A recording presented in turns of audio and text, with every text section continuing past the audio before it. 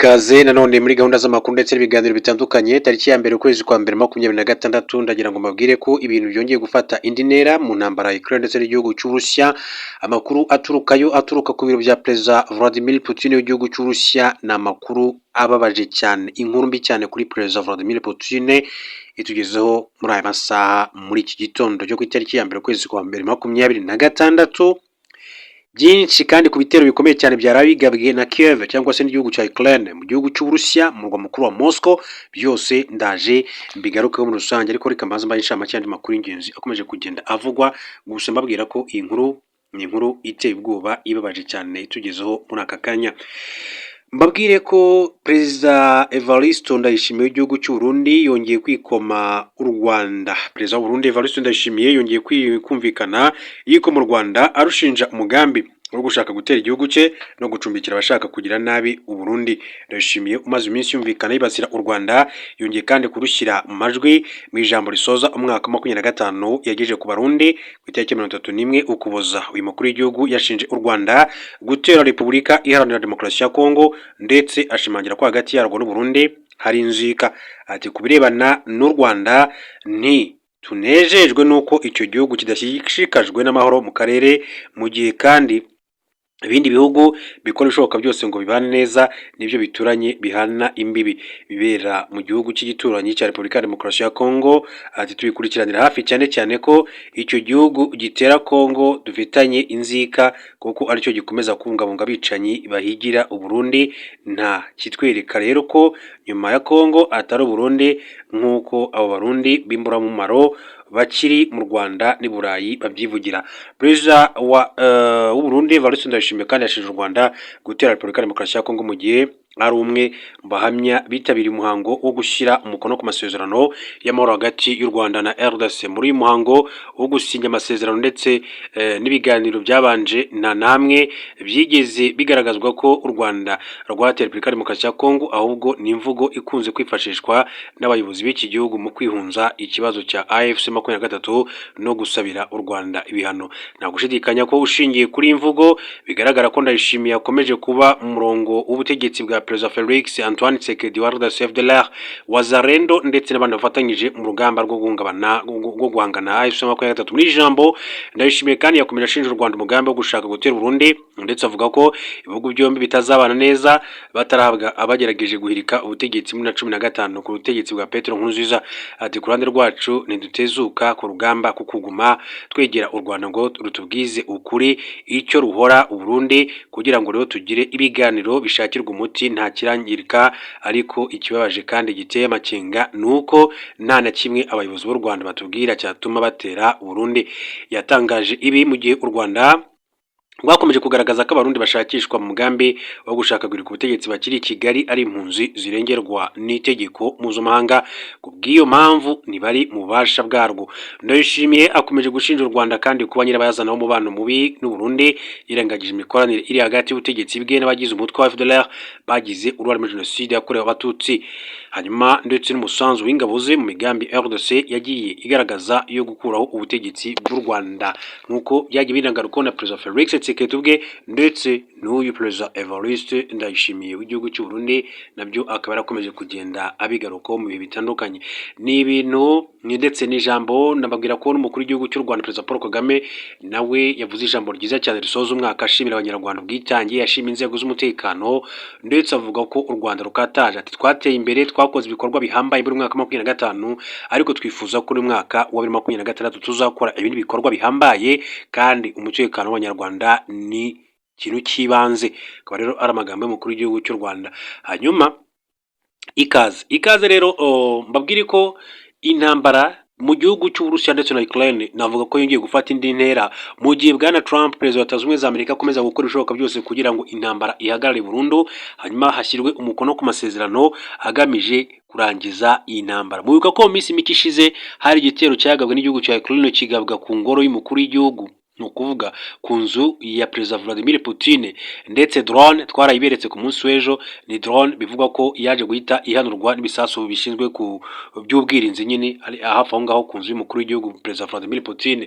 Amakuru yandi atugeraho uyu munsi ku itariki ya mbere z'ukwezi kwa mbere 2026 ku gitero gikomeye cyane Kiev yaraye igabye mu gihugu cya Ukraine mu gihugu cy'Urusiya muri Moscow umurwa mukuru w'iki gihugu. Avuga yuko Ukraine yarashe i Moscow ubwo Putin yavugaga ijambo risoza umwaka. Barashe mu buryo bukomeye cyane. Putin yavugaga ijambo risoza umwaka. Umuyobozi w'umurwa mukuru w'Uburusiya witwa Sergei Sobyanin yatangaje ko mu ijoro ry'ubunane ingabo za Ukraine zagabye ibitero by'indege zitagira abapilote kuri uyu mujyi mu gihe Perezida Vladimir Putin yatambutsaga ijambo ry'ikaze ribanziriza mu mwaka mushya wa 2026. Abinyujije ku rubuga rwa Telegram, Sobyanin Sergei, uyu ni umuyobozi w'umurwa mukuru wa Moscow, yemeje ko byabaye gusa n'abaturage baburiyemo ubuzima ndetse nta n'ibyangiritse. Ati ingabo z'Urusiya zirwanira mu kirere zarashe drone imwe yari yoherejwe muri Moscow. Sobyanin yongeyeho ko nyuma y'igihe gito Uburusiya bwarashe indi drone, naho izindi zirindwi nazo zahagaritswe hagati ya saa 8 za mu gitondo ndetse na saa 10 kuri uyu wa kane, kandi ibikorwa by'ubutabazi bikomeje aho izi drone zaguye. Ingendo z'indege zahagaritswe by'agateganyo ku kibuga cy'indege cya Domodedovo nk'ingamba zo kwirinda. Iki gitero kije gikurikira kandi ikindi cyagabwe mu mpera z'ukuboza 2025 aho nanone ingabo z'Urusiya zirwanira mu kirere zashwanyaguje nibura drone 21 zari zoherejwe na Ukraine nk'uko guverineri wa Moscow yabitangaje. Ukraine imaze iminsi yohereza ibitero bya drone bikomeye cyane ku butaka bw'Urusiya bigamije kwangiza ibikorwa remezo bihambaye by'iki gihugu ndetse n'inyubako zihurirwamo n'abantu benshi. Ibyo Uburusiya bwise ibitero by'iterabwoba. Moscow nayo yakomeje kandi kurasa ibisasu ku bikorwa by'ingabo za Ukraine bigamije kwangiza ubushobozi bwa Kiev bwo gukora drone n'ibindi bikoresho by'intambara. Ibi bitero bya drone kandi bikomeje kugabwa hadashize igihe ingabo za Ukraine zigerageza kurasa ku nzu ya Perezida Vladimir Putin, aho Minisitiri w'Ububanyi n'Amahanga Sergei Lavrov yahise yamaganira kure icyo gikorwa akita cy'iterabwoba ndetse atanga isezerano ko Moscow izakora ibishoboka byose ikihorera nk'uko amakuru akomeje kuyabigarukaho, ndetse na Perezida Trump yavuze ko kiriya gitero mu by'ukuri kitari gikwiriye ku gihugu cy'Uburusiya. Hanyuma mu yandi makuru akomeje kugenda avugwa, reka mbabwire ko hashize imyaka igera kuri 2 umubano w'u Rwanda n'u Burundi ujemo igitotsi nyuma y'agahenge kari kamaze umwaka. Tariki ya 11 Mutarama 2024 leta y'u Burundi yafashe icyemezo cyo gufunga imipaka yose yo ku butaka, isobanura ko igishingira ku kubungabunga umutekano w'igihugu. Kuva 2023 leta y'u Burundi yashinje u Rwanda gufasha umutwe witwaje intwaro wa Red Tabara wari uherutse kugaba igitero muri zone ya Gatumba iherereye mu ntara ya Bujumbura.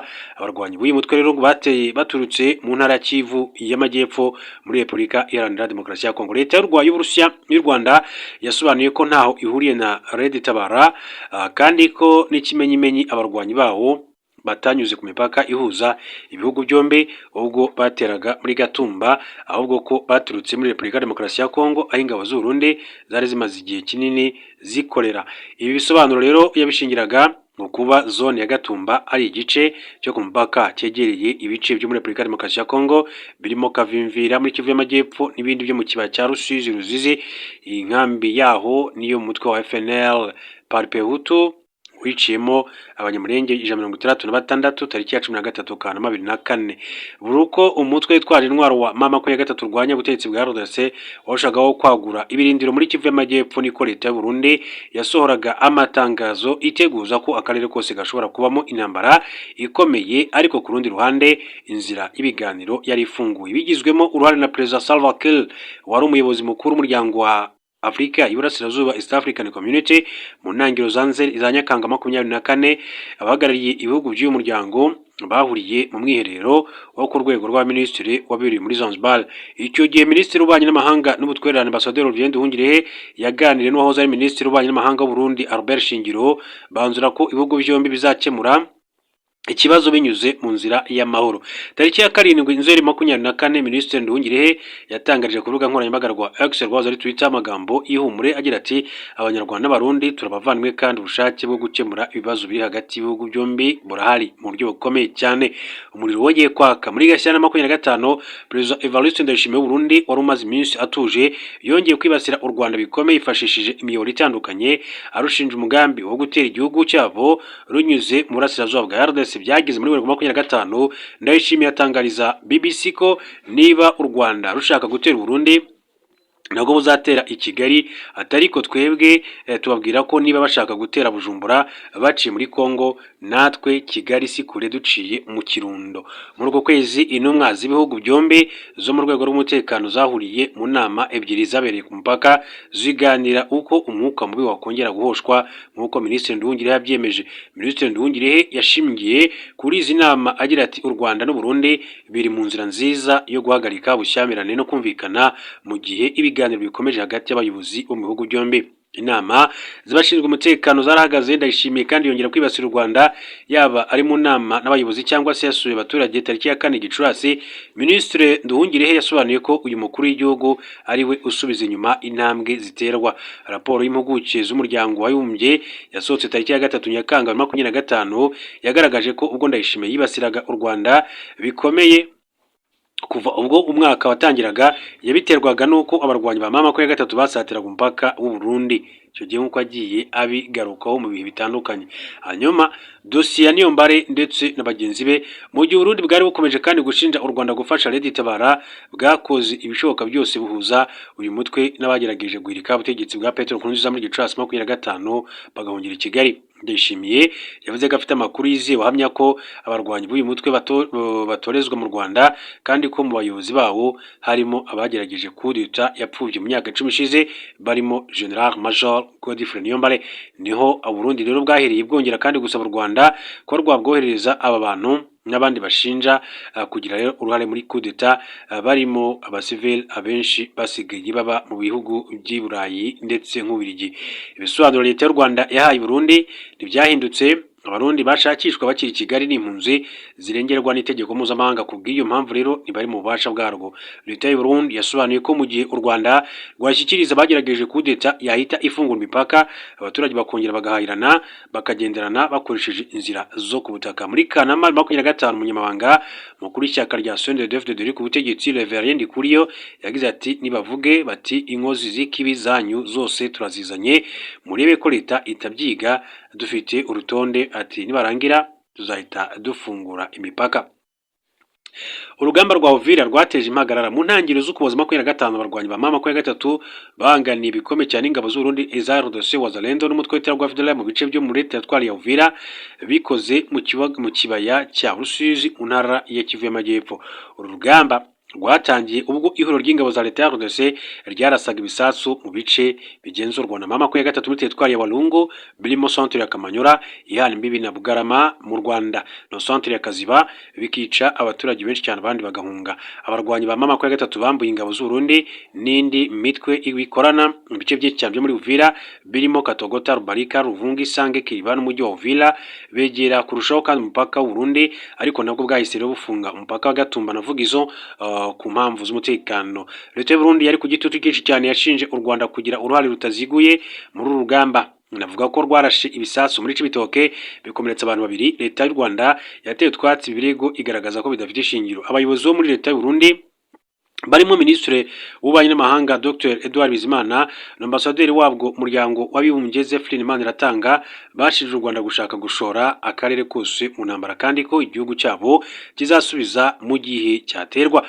Mu gihe kandi umwuka mubi wari ukomeje gututumba tariki ya 15 Ukuboza intumwa z'ibihugu byombi zo mu rwego rw'umutekano zahuriye mu nama ku mupaka ari igamije kuwuhosha iz'u Rwanda kandi zahumurije iz'u Burundi zizimenyesha ko nta mugambi uhari wo gutera igihugu cy'abaturanyi. Nubwo u Burundi bwamazwe impungenge bigaragara ko Ndayishimiye gifite ingingimira kuko ubwo yaganiraga n'abashinzwe umutekano tariki ya 19 Ukuboza yavuze ko mu majyaruguru hari umuturanyi mubi uhora aduhigira ati kandi ko igihugu cyabo kiteguye urugamba. Ndayishimiye yagize ati uzahirahira agatera Burundi iyo ntambara azamenya uko ayitangira ariko ntazamenye ko azayirangiza. Ati icyo nabwira urota wese ashaka gutera Burundi arahirwa abaye asenga iyo dusenga, ati naho ubundi izarangirira iwe kuko Imana ntirenganya. Ingwe ikurira abana ekakurusha kurakara. Ibimenyetso bitandukanye bigaragaza ko kuva ishyaka rya CNDD-FDD yajya ku butegetsi muri 2005 ryagiranye umubano wa hafi n'umutwe w'iterabwoba FDLR. ushingiye hanini ku nyungu z'ubukungu kuko abo muri leta y'u Burundi bawufashije kubona intwaro nawo ubaha amabuye y'agaciro kuva ukura muri Repubulika Demokarasi ya Kongo. Raporo impuguke za Loni yasohotse tariki 23 Gushyingo 2019 ihamya ko muri leta y'u Burundi bakoranye na FDLR barimo General Adolphe Nshimirimana wahoze ari umusirikare ukomeye cyane yarapfuye, na ambasaderi w'u Burundi muri Repubulika Demokarasi ya Kongo General Major Agricole Ntirampeba. Amakuru ava i Bujumbura ahamya ko ubwo mu Burundi hatutumbaga umwuka mubi watewe na manda ya gatatu ya Petero Nkurunziza, leta yitabaje abarwanyi ba FDLR kugira ngo bayifashe guhangana n'abari mu myigaragambyo, kandi ko n'ubu harimo abifiteyo ibikorwa birimo n'ubucuruzi. Muri Kanama 2025 umunyamakuru w'umurundi Teddy Mazina yagize ati dufite FDLR Bujumbura, hari ubuhamya bw'uko FDLR yaje gutabara ubutegetsi bwa Nkurunziza ubwo ku yapfubaga FDLR yari ihari, ntabwo gukorana byigeze bihagarara. I Bujumbura hari abanyarwanda bita abasivili ba FDLR ba mu Burundi kuva muri 2010 bafite amaduka menshi, amafaranga bakura muri Kongo yisuka mu Burundi. Impuguke za Loni zemeje ko ubwo umubano w'ibihugu byombi wazambaga mu mpera za 2023 leta y'u Burundi yongera ubufatanye n'imitwe yitwaje intwaro irwanya leta y'u Rwanda. Hari inama kandi zagiye zihuriza i Bujumbura abayobozi ba FDLR na CNRD FRN zigamije ubufatanye.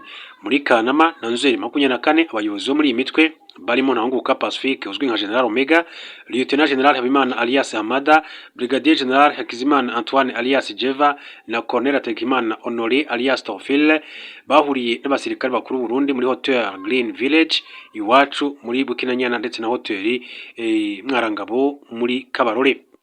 Kuva tariki ya 7 kugeza tariki ya 10 Ukuboza 2025 Burundi kandi bwakiriye abarwanyi benshi ba FDLR bahunganye n'ingabo zabwo, ubwo abarwanyi ba 23 bafataga ibice byo mu kiba cya Rusizi bakirwa mu kigo cya gisirikare cya Mwaro. Nubwo leta y'u Burundi izi neza ko bafite umugambi wo gunganya u Rwanda, nta cyizere gihari cy'uko rero izabohereza i Kigali. Icyo gihe uko byakomeje kugenda bivugwa. Hanyuma makuru akomeza kugenda avugwa, andi makuru akomeza kugenda avugwa muri aka kanya, tubwire ko ingabo za Repubulika ya Demokarasi ya Kongo bivuga ko zari zifite umugambi wo kwisubiza umujyi wa Uvira mu ntara Kivu y'Amajyepfo mbere yuko umwaka mushya utangira muri iri joro, ariko ntabwo byigeze bibahira. Tariki ya 9 Ukuboza 2025 ihoro rya Alliance Fleuve Congo M23 ryafashe umujyi nyuma y'icyumweru ryakuyemo abarwanyi baryo kugira ngo rero ibiganiro by'amahoro bisubukurwe, ariko risaba abahuza koherezamo ingabo zidafite uruhande zibogamiyeho kugira ngo zirinde umutekano w'abaturage bawo. Kuva tariki 24 Ukuboza ingabo za Repubulika Demokarasi ya Kongo zakaje ibitero mu bice biri hafi y'umujyi wa Uvira nka Makobola muri teritwari ya Fizi, zari zimaze kandi iminsi zongera abasirikare muri Kivu y'Amajyepfo abacansho n'ibikoresho zibifashijwemo n'iz'Ububiligi mu buryo bw'ubwikorezi n'ubwa tekinike. Nyuma y'iminsi 2 Makobola igabweho ibitero, ubwato butatu bwari butwaye ingabo zibarirwa mu magana z'u Burundi neza RDC bwageze ku cyambo cya Baraka muri Fizi buturutse mu mujyi wa Kalemi mu ntara ya Tanganyika, bwari butwaye n'ibikoresho bya gisirikare. Uwo munsi ababiligi bakoresha drone barenga 10 bageze mu ntara ya Maniema kugira ngo bafashe ingabo za Repubulika Demokarasi ya Kongo mu bikorwa byo kurwanya AFC 23. Basanze abasirikare benshi cyane b'abanyekongo n'abacansho bari bahageze mu minsi 2 yabanje. Ingabo zavuye muri Kalemi zashinze ibirindiro muri Baraka mu ntera y'ibirometero bigera kuri 80 uvuye mu mujyi wa Uvira. Bivuga ko zifite rero umugambi wo kwisubiza Uvira kandi ko n'iz'u Burundi zizabigiramo uruhare rutaziguye, ariko zambaye impuzankano y'abanyekongo. Tariki 27 Ukuboza igisirikare cya Repubulika Demokarasi ya Kongo cyatangaje ko abasirikare bacyo bari mu ntera y'ibirometero 7 uvuye mu mujyi wa Uvira. Ubutumwa kandi bwatanzwe na General Major Sylvain Ekenge Bomusa bwacaga amarenga ko umugambi uri gutegurwa nk'uko bagiye babivuga. Abaturage bavuga ko tariki 28 Ukuboza ababonye drone inyura hejuru y'umujyi wa Uvira nubwo itaharashe bafite ubwoba ko icyayigenzaga rero gishobora kandi kuhabunganyiriza umutekano icyo gihe nk'uko bagiye babivuga. Hanyuma dusatse umusozo mabwire ko intumwa ya Afurika y'Epfo umuryango w'abibumbye yitwa Matu Joyini yamaganye icyemezo cya Israel iherutse gufata cyo kwemera ubwigenge bwa Somaliland, avuga ko ari uburyarya no gutera urwenya ashingiye ku kuba Israel yaranze kwemera leta ya Palestine. Mu nama y'igitaraganya y'akanama ka Loni gashinzwe umutekano abereye i New York kuwa mbere, Joyini Matu yagaragaje uko imyitwarire ya Israel ihabanye n'ibyemezo by'ibihugu by'amahanga. Ati n'uburyarya no gushaka gutera urwenya ku kuba Israel igaragaza ko ari cyo gihugu cyonyine cyemera Somaliland mu gihe yanze kwemera Palestine, nyamara mu bihugu bigize Loni hafi ya byose byaremeje ko ari leta yemewe mu mategeko mpuzamahanga. Iyo nama yateguwe ku busabe bwa Somalia nyuma y'uko Israel ku 26 Ukuboza yatangaje ko yabaye igihugu cya mbere kigize Loni cyemeye ku mugaragaro Repubulika ya Somaliland nk'igihugu kigenga. Joyini yakomeje avuga ko ibikorwa bya leta ya Israel bisenya amahame mpuzamahanga. Ati ibikorwa byayo bisenya amahoro nk'ibikorwa bya leta ya Israel bikwiye kwamaganwa. Mu itangazo ryihariye ryashyizwe hanze n'ikigo cya Afurika y'Epfo gishinzwe umubano mpuzamahanga n'ubufatanye cyitwa DIRICO, umuvugizi wacyo witwa Crispin Firin nawe yunze mu ryo kwamagana Israel. Ati kwemera Somaliland no gusuzugura ubusugire bw'ubutaka bwa Repubulika ya Somalia kandi ni ikibazo gikomeye cyane ku mahoro mu ihembe rya Afurika. Tariki ya 26 Ukuboza 2025 nibwo Minisitiri w'Intebe n'Ububanyi n'Amahanga wa Israel bashyize umukono ku itangazo ryemeza ko Somaliland ari igihugu kigenga, bagaragaza ko biteguye kandi gutangira ubufatanye hagati y'impande zombi mu rwego rw'ubuhinzi, ubuzima, ikoranabuhanga n'ubukungu. Somalia yamaganye icyemezo cya leta ya Israel ku ikubitiro, ivuga ko kwemeza Somaliland nk'igihugu bivogera ubusugire bwayo. Isobanura ko Somaliland ikiri igice cy'igihugu nubwo imaze imyaka 30 ifite inzego zigenga nk'uko Afurika y'Epfo yakomeje kugenda rero ibigarukaho. Reka amakuru yacu tuyasoreze kuri iyi nkuru, mbabwire ko Polisi y'u Rwanda ishami rishinzwe umutekano w'umuhanda yihanangirije abatwara ibinyabiziga basuzugura abapolisi mu gihe babahagaritse, bagahitamo rero kwiruka cyangwa se bagakora andi makosa ashobora guteza ibibazo bikomeye. Ubutumwa butanzwe nyuma y'uko hagaragaye abatwara ibinyabiziga bahagarikwa n'abapolisi ariko bakabasuzugura bakigendera, ibintu kandi bishobora guteza impanuka cyangwa se izindi ngaruka mbi ku mutekano wo mu muhanda. Umuvugizi w'ishami rya polisi rishinzwe umutekano w'umuhanda CP Kayigi Emmanuel yasabye abatwara ibinyabiziga kandi kwitwararika cyane muri ibi bihe by'iminsi mikuru, by'umwihariko bakubaha polisi mu gihe ibahagaritse. Waba wanyoye cyangwa se utanyoye, igihe urwego rubishinzwe ruguhagaritse ukwiye guhagarara ukisobanura. Impamvu nuko umutekano mu muhanda ari inshingano n'uruhare rwa buri wese kandi ni amahitamo yacu. Iyo umuntu atabikoze aba ahungabanyije umutekano. SP Emmanuel Kayigi yongeyeho ko ibyo bireba n'abanyamaguru, aho basabwa kwambuka neza ndetse n'abatwara ibinyabiziga kandi bagasabwa kugabanya umuvuduko. Yavuze ko Noheli yagenze neza mu bijyanye n'umutekano mu muhanda, bityo ko n'ubunani bifuza ko bwagenda neza hubahirizwe amategeko yo mu muhanda. Ku rundi ruhande, Minisitiri w'ibikorwa remezo Dr Gasore Jimmy ubwo yarimo nshinga amategeko kuwa mbere w'iki cyumweru yavuze ko hakenewe kunoza itegeko rigenga imikoreshereze y'umuhanda kuko bigaragara ko harimo icyuho. Ati muri iyi minsi twabonye ko hari icyuho muri uyu mushinga w'itegeko uri gusuzumwa, usanga umuntu utwaye ikinyabiziga ahagaritswe agahagarara agapimwa bagasanga yarengeje igipimo ahanwa, ariko uwo bahagaritse akiruka bamubaraho ikosa ryo kwiruka gusa. Dushaka ko biganirwaho tukabinoza kurushaho kugira ngo hatazatorwa itegeko ririmo icyuho abantu bagahitamo kandi kwiruka aho guhagarara. Tariki ya 29 Ukuboza 2025 abadepite bagaragaje ko rero hakwiye gushyirwaho ibihano bikakaye ku muyobozi w'ikinyabiziga uhagaritswe n'umukozi ubifitiye ububasha akanga guhagarara. Ku rundi ruhande, biteganyijwe ko mu minsi ya vuba abadepite bazatora itegeko rishya rigenga imikoreshereze y'umuhanda riteganyijwe kuba rifite gukemura icyo kibazo. Imibare ya Polisi y'u Rwanda igaragaza ko kugeza mu ntangiriro za 2025 hamaze kuba impanuka zigera ku 10,320 zaguyemo abantu 719 mu gihugu hose nk'uko amakuru akomeza kugenda abivuga. Reka rero mbashimire cyane, mbifuriza gukomeza kugira ibihe byiza. Turaza gusubira mu